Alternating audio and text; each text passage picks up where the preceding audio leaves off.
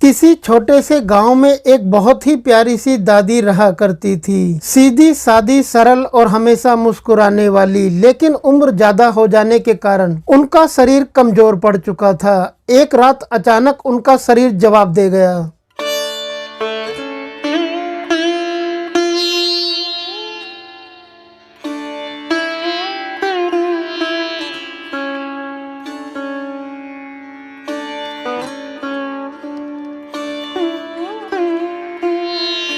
जैसे ही उनकी आंखें बंद हुई, कमरे में एक सुनहरी रोशनी फैल गई। उसी रोशनी के बीच से यमराज प्रकट हुए, ऊंचे, दिव्य और तेजस्वी। दादी ने आंखें खोली और मुस्कुराकर बोली, आइए बेटा, अब आपकी ही प्रतीक्षा थी। दादी की बात सुनकर यमराज आश्चर्यचकित हो गए। इतना शांत, इतना निडर, ऐसा कोई बहुत ही कम मिलता है। यमराज ने पूछा, माता, आपको डर नहीं लगता? लोग तो मृत्यु का नाम सुनकर ही कांप उठते हैं। दादी हंसते हुए बोली, डर कैसा बेटा, जिसने जन्म दिया है वही बुला रहा है। मुझे तो बस ये जानने की उत्सुकता है कि आप मुझे स्वर्ग ले जाएंगे या फिर नर्क। यमराज भी मुस्कुराते हुए बोले, ये फैसला व्यक्ति के कर्म तय करते हैं, मैं नहीं। ईश्वर ने स्वर्ग और नर्क मनुष्य के हाथों में ही सौंप रखा है। फिर चाहे तो कोई अपने लिए नर्क बना ले, चाहे तो कोई अपने लिए स्वर्ग बना ले।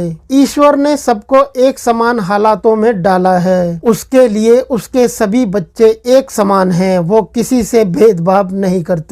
दादी बोली, तो चलो ठीक है, मेरे कर्म ही बता देंगे, लेकिन एक बात कहूँ? यमराज जी बोले, हाँ माता बोलिए। दादी ने कहा, अगर मेरे जीवन में किसी को मेरी वजह से थोड़ी भी राहत मिली होगी, किसी रोते हुए इंसान को मैंने कभी भी हंसाया होगा, किसी भूखे को मैंने रोटी दी होगी, तो बस वही मेरा स्वर्ग है। दादी की बात सुनकर यमराज बहुत प्रसन्न हुए। उनके गंभीर चेहरे पर पहली बार नरमी थी, लेकिन फिर भी उन्होंने अपनी हथेली दादी की ओर बढ़ाई। दादी ने बच्चे जैसी मासूमियत से यमराज का हाथ पकड़ लिया और उनके साथ चल पड़ी। उसी पल पूरा घर दिव्य प्रकाश से भर गया, जैसे कोई पवित्र आत्मा अपने सबसे सुंदर सफर पर निकल पड़ी हो। दोस्तों, कहानी का संदेश केवल इतना है कि स्वर्ग और नर्क आपके ही हाथों में है। इसलिए सदैव मेहनत करते रहें, अच्छे कर्म करें और अपने जीवन को स्वर्ग बनाएं। यदि आपको हमारी ये छोटी सी कहानी पसंद आई है तो इस कहानी को अपने दोस्तों और परिवारजनों के साथ शेयर करें और वीडियो को लाइक, शेयर और चैनल को सब्सक्राइब करने के बाद नोटिफिकेशन को ऑल पर सिलेक्ट कर लें। फिर मिलते हैं आपसे ऐसी ही किसी धार्मिक कहानी के साथ अगले वीडियो में। तब तक के लिए जय श्री हरि।